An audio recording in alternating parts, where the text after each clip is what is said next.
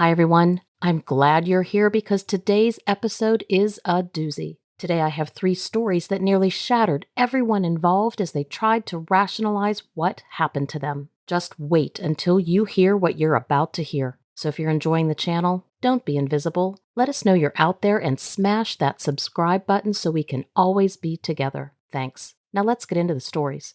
Denver, Colorado, 2018. I was out camping with my buddies in the mountains outside of Denver. We were having a great time, sitting around the campfire, roasting marshmallows, and telling scary stories. Little did we know we were about to experience something straight out of a horror movie. It was getting late one night, and most of us decided to turn in for the night. But my friend Jake and I decided to stay up a bit longer and enjoy the peacefulness of the forest. We were sitting on some logs, chatting away, when suddenly we heard a rustling nearby. At first, we thought it might be a small animal, so we grabbed our flashlights and went to investigate. As we approached the source of the noise, we started to feel a strange vibration on the air. The air felt heavy, and an eerie silence fell upon the woods. And then out of nowhere, we saw it. It suddenly emerged from the shadows. This massive figure towering over us and getting taller with each step it took closer to us. Eventually, it was standing about 8 feet tall, on 2 legs, and it had a muscular body covered in fur that glistened under the moonlight. Its long pointed ears twitched as it turned its head towards us, revealing a face that sent chills down our spines. The creature had a snout that resembled a wolf, with sharp fangs protruding from its mouth. Its glowing eyes pierced through the darkness, reflecting an intelligence that was unsettling to say the least. Its powerful, muscular frame exuded strength and agility, and as it took a step closer, we could see its clawed hands flexing. Fear gripped us, paralyzing our bodies. The creature emitted a low, guttural growl that resonated deep within our chests. It was a sound that seemed to vibrate through the very core of the forest, sending a wave of primal terror through our veins. Realizing that we were in imminent danger, Jake elbowed me to snap us out of our trances, and we then instinctively turned to run. But the creature was fast. It lunged towards us with incredible speed, and its powerful strides were closing the distance between us. Adrenaline fueled our escape as we sprinted back to the campsite, shouting incoherently for the others to wake up. Confusion and panic spread among our friends as they stumbled out of their tents trying to grasp what was going on. I looked back and unbelievably did not see the creature, but there's no way I didn't believe it was still out there. I knew 100% that it wanted us gone. I knew that it was watching us. Our friends saw the fear etched on our faces and the desperation in our voices, and without hesitation, they scrambled to pack up our belongings, no questions asked. As we hurriedly packed our tents and our gear, I could feel the creature's presence lingering in the shadows. It seemed to taunt us, and I was sure that I could see yellow eyes flickering from behind the dense foliage. Every rustle, every snapped twig sent shivers down my spine. It was as if the forest itself had come alive with malevolence. Finally, we jumped into our cars and sped away from what I now call that cursed place, our tires kicking up dust from the dirt road. The relief we felt upon leaving that nightmarish scene was palpable, but the memory of the creature's haunting presence remained etched in our minds. Finally, in the safety of our homes, we shared the entire details of our encounter with our friends, hoping to find some answers or validation from them. Some dismissed our stories just a figment of our imagination, or a prank gone too far. But those who saw the terror in our eyes, the genuine trauma we carried, they knew there was something more to it. To this day, Jake and I can't explain what we witnessed. We've heard stories of similar creatures, cryptids that blend the characteristics of wolves and humans, but nothing can truly come close to what we feel having seen one for ourselves. I recently found a shocking secret about our government, and I've been wrestling with what to do with that information. At first, I decided to keep quiet because I don't want to be on their radar, but it's been weighing on my conscience. I think everybody needs to hear this. My father was career military, and he was hardly ever home when I was growing up. As a result of this, I never really felt close to him. When he was home, he always had this stern look about him, and he would shut himself away in his study most of the day. Mom always told me not to bother him, saying he was trying to rest. So I grew up with my dad remaining kind of a mystery to me. I'm in my 50s now, and my mom has been gone for 5 years. Cancer. Since Dad was all I had left, I tried to find some common ground in recent years, but things were always awkward between us. He didn't rebuff me, but he was so quiet when I came to visit, I would always wind up leaving sooner than I had planned, feeling like I was crowding him. Things went downhill with his health 8.5 months ago. He was diagnosed with pancreatic cancer, and he didn't have much time left. I made more of an effort to be there, and he even opened up a little, telling me some stuff about his childhood that I never knew.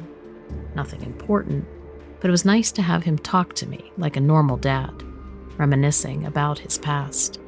I'm thankful that we finally bonded a little before he passed 42 days ago. When Dad made the decision to spend his final days at home, I took a leave of absence from work so I could be there with him at the end. He was on morphine and in and out of consciousness for 3 days. When he was lucid, he seemed really sharp. His eyes focused and his words seemed to be chosen carefully. What I mean to say is, the things he decided to tell me during this period were not ramblings of a man on drugs. He told me that there were things he had done in his life that he needed to get off his chest, things he wanted me to know before it was too late.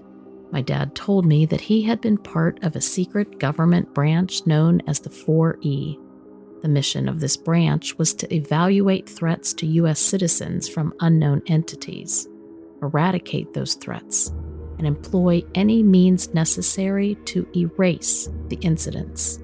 So for 4E, entity, evaluate, eradicate, erase. He said if the citizens of this country knew what was living here among us, there would be mass anarchy, rebellion against the government, chaos. Stock markets would crash, crime would surge, people's faith in God would take a toll. I disagree with that, by the way. But my dad said during his whole lifetime he stood by that philosophy, doing things to protect our country and our way of life. So here are some of the things that he said happened. There's an underground base in Colorado that has several alien beings who were taken alive from a UFO crash in 1986. The government is trying to find a way to communicate with them. They're also testing their resistance to diseases that are a global concern. Dad said that he had seen one of the aliens himself. He said it was kept drugged and locked in a lab. He described it as looking just like you see in those pictures. Grayish, short, skinny arms and legs, oval head, big eyes. He told me that they had to keep the creatures dosed up on something because they have mental abilities to manipulate solid structures. But he didn't elaborate on that. Dad also said the government is aware of the creatures that are hiding in the national forest, like Bigfoot and Wendigo. He told me it's assumed that they have been there since the beginning of time, and although over 6,000 had been eradicated between 1948 and 1999, the population is still thought to be pretty high, like upwards of 10,000, which is staggering to me. He said he had been called in several times to strong-arm park rangers who indicated that they wanted to make the public aware of these creatures. He personally had to threaten several park rangers with losing their jobs, and also had to imply that they would be prosecuted for treason if they went ahead and told. I think Dad felt bad about that part because he went on about it for a bit, threatening the rangers, that is.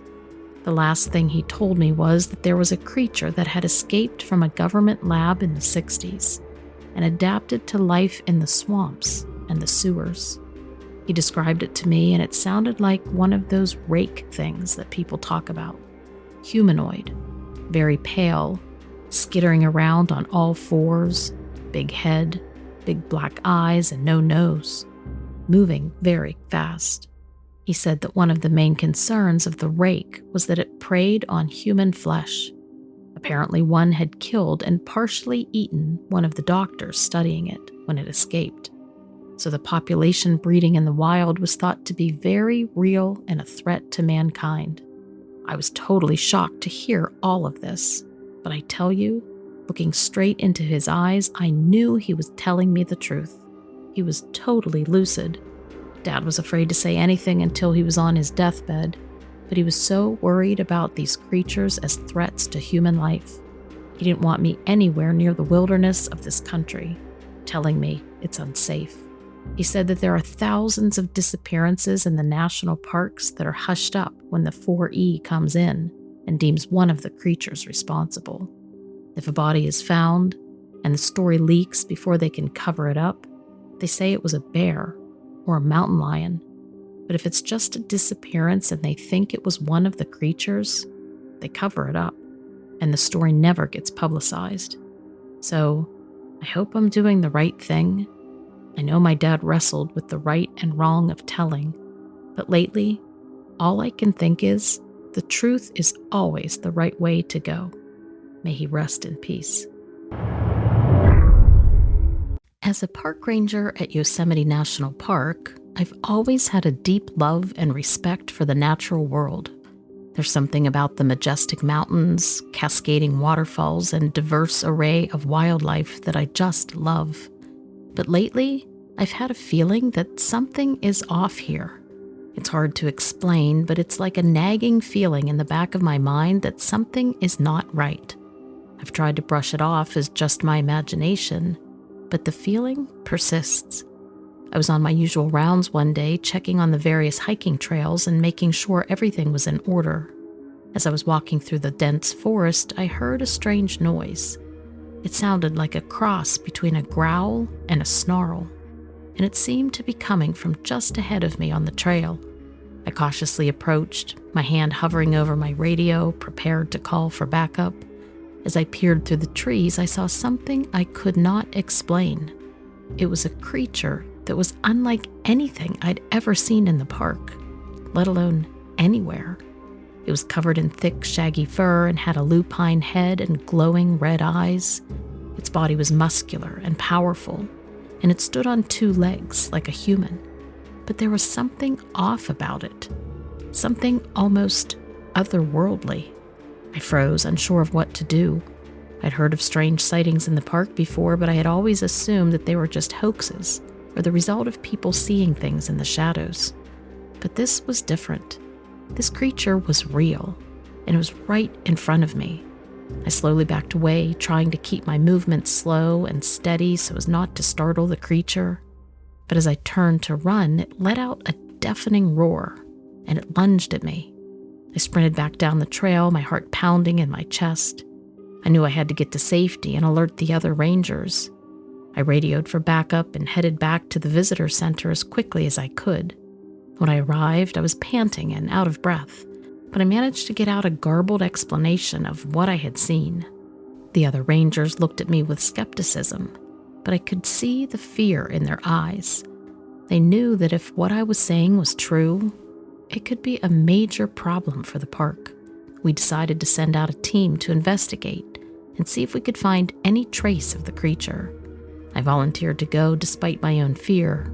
I had to know what this thing was and how it had come to be in the park. We searched the area intensely where I'd seen the creature, but we found no sign of it. We searched for hours, but it was like trying to find a needle in a haystack. And then as the sun began to set, we called off the search and headed back to the visitor center. I was exhausted and disheartened, but I knew we couldn't give up. We had to find out what this thing was and stop it from affecting the park. Over the next few days, we searched intently. I know it's impossible, but it sure felt like we searched almost every inch of the area where I was. but we still didn't find any trace. It was like it never even existed. But I knew what I had seen. I knew that it was real, and I couldn't shake the feeling. So then as the weeks went by, the feeling only grew stronger. And then one night I heard the same growl that I had heard before, but this time it was coming from outside my cabin, and it was louder and more menacing than ever. I knew that I had to act fast. I grabbed my flashlight and my radio and I stepped outside, ready to face whatever was out there. And that's when I saw it again. The creature was back, and it was even more terrifying to me than before. It was too close now, too close for comfort. Its eyes glowed red in the darkness and its fur bristled as it let out its deafening roar. But this time I was prepared. I shone my flashlight directly into its eyes, hoping to blind it temporarily. And as it stumbled backwards, I grabbed my radio and I called for backup. Within minutes, the other rangers arrived, and we were able to surround the creature with the intentions of capturing it and securing both it and the park. However, it put up a fierce fight, one that took over an hour of intense teamwork on our end. And in the end, we were unfortunately unable to contain it. The creature overpowered us and took off back into the wilderness. All we could do was watch as it headed away. The safety of the park is still a concern, though. We did inform our supervisors, and they assured us that they would take the proper steps to ensure the park was not a danger. However, since that day, I've heard no further updates. And when I ask, I'm just told that things are being taken care of. I'm not sure what will happen going forward, but I'm happy to know that it was my intuition telling me that something was wrong in the park, and it was up to me, as a park ranger, to do something about it. To be honest, that's what keeps me going.